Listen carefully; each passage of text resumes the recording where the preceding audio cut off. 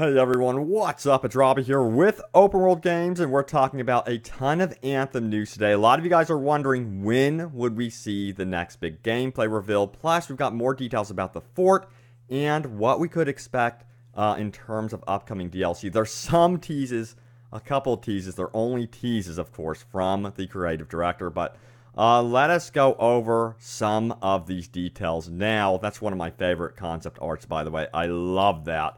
But yes, we can expect to see Anthem gameplay June 9th through the 11th at EA Play. They're also going to be showing off Battlefield 2018 as well, and I believe they're going to be showing off more of Battlefront 2, which is really cool to know. But also, Brendan Holmes, who's the creative director on Anthem, was out on Reddit once again responding to your questions. And a lot of you guys were asking about DLC and, of course, what can we expect from a hub space. So let's dive into this. So these are some of the answers and some of the questions from you guys that were asked. So how did we get to this world and why are we here? That was asked by a fellow Redditor. And Brendan Holmes says this: maybe we've always been here. And he's speaking to the world you are seeing, this mysterious place. So it sounds like, could this be the origins of humankind? Who knows? And then there was a question that was asked. It says, will there be different planets, maybe as DLC or in the main game? And the only tease we got with this is we're a bit more terrestrial, which is really interesting. Let me know what you guys make of that one. But of course, this game will have a long life and post-launch content. It is a live service game, as EA puts it, so they are planning a lot around the post-launch stuff. Then this was asked, will we be having a central hub in space, and that the place in the video is only an outpost? Now, Brendan Holmes says this: the area you see in the video is the fort. It's the focal point for a lot of what you do. As I mentioned above, think more science fantasy, less space opera, end quote. And of course, he's speaking to the area we saw at the beginning of the demonstration where you actually get your suit. It's in first person. That is going to be basically our hub space and our fort. As you can see here, this is some amazing concept art, or it's an actual in-game screenshot. I believe it's a combination of both. It's probably touched up a little bit, but it looks absolutely stunning. As you can see, you have your suit of armor that you can get into, and there's several different pieces here as well. So the fort is going to be apparently acting as your main hub space, and there's not going to be a space hub area in the game.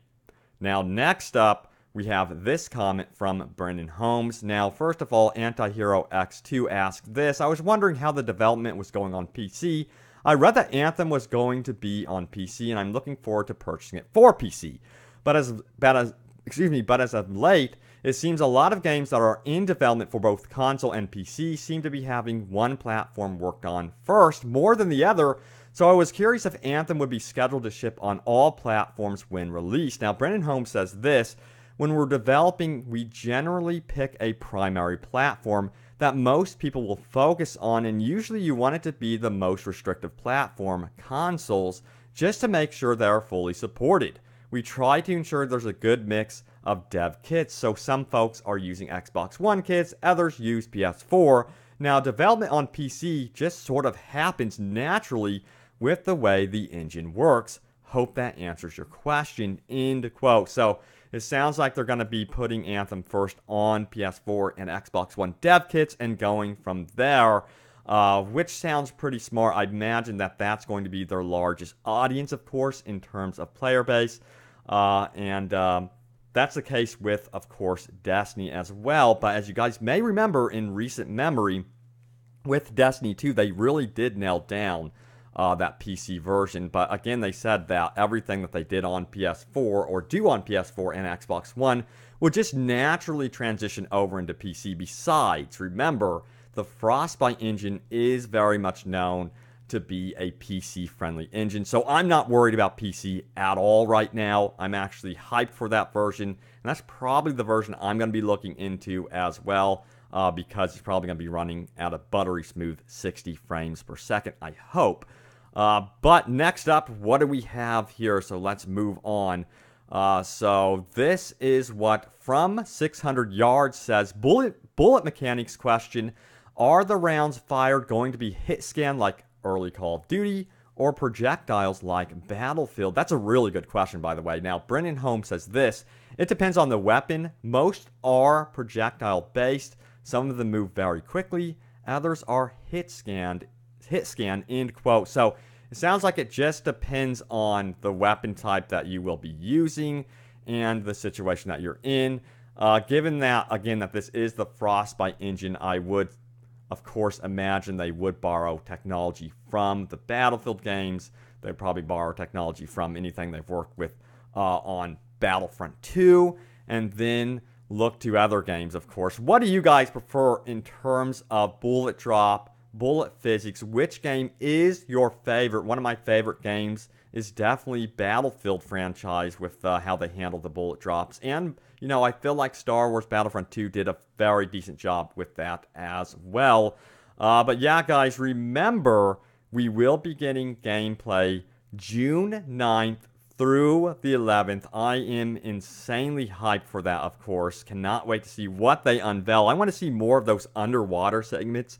It's really feeling like Avatar in many ways, at least in my opinion. So I am totally hyped. And of course, these storms. What's up with these storms?